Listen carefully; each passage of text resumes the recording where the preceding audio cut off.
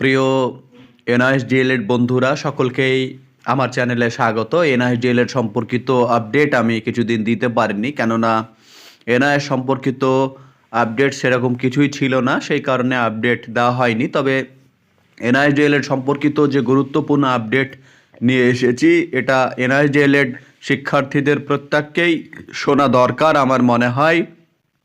তো যাই হোক, ভিডিওতে যারা একদমই নতুন অবশ্যই চ্যানেলটিকে সাবস্ক্রাইব করে পাশে থাকবেন। এনআইএস ডিএলএড সম্পর্কিত এবং প্রাইমারি সংক্রান্ত সমস্ত ধরনের আপডেট আপনারা আমার চ্যানেলে পেয়ে যাবেন, কোনো ধরনের অসুবিধা হবে না।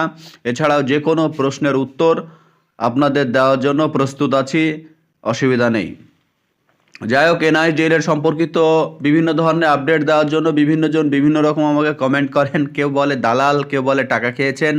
তো যাই হোক, এগুলো নিয়ে আমার কোনো মাথা ব্যথা নেই, কারণ এনআইএস ডিএলএড শিক্ষার্থীদের পাশে ছিলাম, পরবর্তীতে থাকবো। যতদিন না এনআইএস ডিএলএড শিক্ষার্থীরা চাকরি পাচ্ছে বা চাকরিতে জয়েন করছে, ততদিন পর্যন্ত এনআইএস ডিএলএডদের পাশে আছি, সর্বদা রয়েছি। যে কোনো বিষয়ের জন্য এনআইএস ডিএলএডদের সাথ কিন্তু আমি ছাড়ছি না। যারা বিরোধিতা করছে তারা অবশ্যই চোখে আঙুল দিয়ে একদিন বুঝে যাবে যে এনআইএস ডিএলএড শিক্ষার্থীদের ক্ষমতা ও শক্তি কতখানি।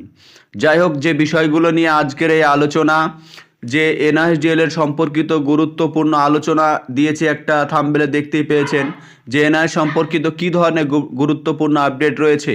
আমরা বলি যে অনেকেই এখনও দুশ্চিন্তার মধ্যে রয়েছে যে দাদা, এনআইএস ডিএলএড শিক্ষার্থীরা অনগোয়িং প্রসেসে অংশগ্রহণ করতে পারবে তো? আমি টেট 2022-এ পাস করেছি, আমি কি ইন্টারভিউ দিতে পাবো? এই সমস্ত প্রশ্ন আমার কাছে আসে। আমি সেই সমস্ত শিক্ষার্থীদের আশ্বাস দিই এবং বলি যে না, এনআইএস থেকে যারা ডিএলএড করেছে তারা অনগোয়িং প্রসেসে অংশগ্রহণ করতে পারবে।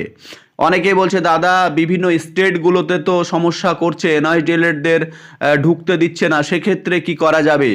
তো বলি যে এনআইএস ডিএলএড 1 বছর অক্লান্ত পরিশ্রম করে ইনভ্যালিড থেকে ভ্যালিড হয়েছে। আসলে কোনোদিন ইনভ্যালিড ছিল না, সাময়িকের জন্য এটা করা হয়েছিল, যা পরবর্তীতে আমরা ভ্যালিড হয়েছি। তো একটা গুরুত্বপূর্ণ আপডেট আপনাদের দিয়ে রাখি যে ইতিমধ্যে পাঞ্জাব অনগোয়িং প্রসেসে এনআইএস ডিএলএড শিক্ষার্থীদের সামিল করে দিয়েছে বা এনআইএস ডিএলএডরা অংশগ্রহণের সুযোগ পাচ্ছে।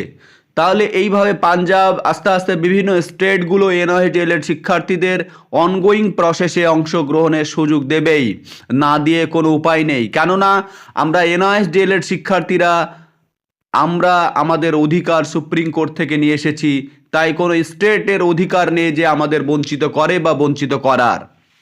তাই অবশ্যই পশ্চিমবঙ্গ তথা ভারতবর্ষের বিভিন্ন রাজ্যগুলো যেগুলো থেকে শিক্ষার্থী রয়েছে যারা এনআইএস ডিএলএড করেছে, তারা সকলেই অবশ্যই অনগোয়িং প্রসেসে সুযোগ সুবিধা পাবে।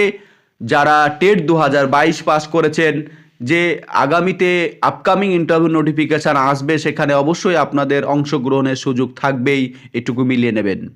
তারপরে যে বিষয়টা, যে আমরা জানি যে প্রশ্নভুল মামলার কারণের জন্য 2023-এর রেজাল্ট কিন্তু এখনো হলো না।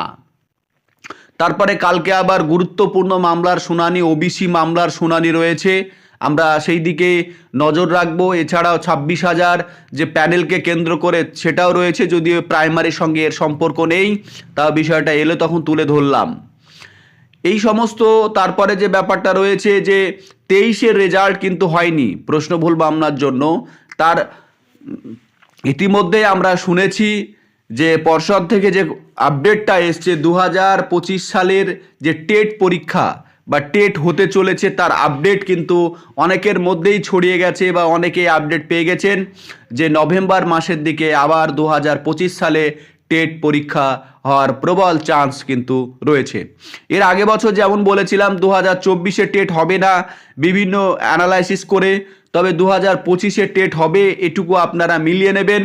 কারণ 2025-এ যে টেট, সেখানে কোনো জটিলতা থাকছে না। 2024-এ কিছুটা জটিলতা ছিল, সেই কারণে পরীক্ষা নেওয়া সম্ভব হয়নি। তবে 2025-এ টেটটি পরীক্ষা হবে। যারা নিউ কামার তারা অবশ্যই পড়াশোনা করে, এনআইএস ডিএলএড যারা বন্ধুরা আছেন কোয়ালিফাই করতে পারেননি, তারা চেষ্টা করুন, অবশ্যই আপনারা 2025-এ টেট পাস করতে পারবেন, পরবর্তীতে আপনারা ইন্টারভিউ দিয়ে চাকরিও পাবেন। পরবর্তী যে বিষয়, টেট 2017 এবং 2014 যারা পাস করেছেন, যারা আমার ভিডিও অলরেডি দেখছেন এবং যারা চাকরি পেয়ে গেছেন তাদের ব্যাপারটা আলাদা। যারা চাকরি পাননি, আমরা জানি কৌশিকদার কেস সুপ্রিম কোর্টে রয়েছে। আমরা এও জানি যে কলকাতা হাইকোর্টে ফেরদৌস শামীম স্যারের তত্ত্বাবধানে বা নেতৃত্বে এই কেস চলছে। এনআইডিএলএড যে 2022 অনগোয়িং প্রসেসে বা 2022-এ যে অনগোয়িং হবে না ব্যাপারটা, 2022 যে রিকমেন্ড প্রসেস ছিল সেখানে অংশগ্রহণ করতে পারেনি, সেজন্য অক্লান্ত পরিশ্রম চলছে। তবে কোথাও না কোথাও মনে হয় যে এরা অবশ্যই সুযোগ পাবে, নিজস্ব মেরিটের ভিত্তিতে যে সিট তাদের জন্য অ্যালটমেন্ট করা হবে সেই অনুযায়ী অনেক এনআইডিএলএড শিক্ষার্থী চাকরি পাবে, এটা আশা করা যায়। তবে এনআইডিএলএড শিক্ষার্থীদের যে ডকুমেন্টস বা যে সমস্ত বিষয়গুলোর ওপর নজর দিতে বলছি, কারণ যেভাবে রেগুলার ডিএলএডরা এনআইডিএলএড শিক্ষার্থীদের চেপে ধরার চেষ্টা করেছে বা দেখা যাচ্ছে তাদের অপদস্থ করার চেষ্টা করছে, তথা মানে সেটা সত্যি ভয়ঙ্কর। তাই অবশ্যই আপনারা জয়নিং লেটার, যে স্কুলে জবে জয়নিং করেছেন সেই লেটার এবং সেখান থেকে একটা এক্সপিরিয়েন্স সার্টিফিকেট, আর এক্সপিরিয়েন্স সার্টিফিকেট সম্পর্কে কিছু জানতে হলে বা কিছু করতে হলে অবশ্যই আমাকে বলবেন, আপনাদের আমি সুন্দর টিপস দিয়ে দেবো, কোনো ধরনের অসুবিধা নেই। তাই আপাতত এনআই সম্পর্কিত এই যে identity card, joining letter, experience letter, admit, এই সমস্ত জিনিসগুলো একটু সযত্নে রাখবেন।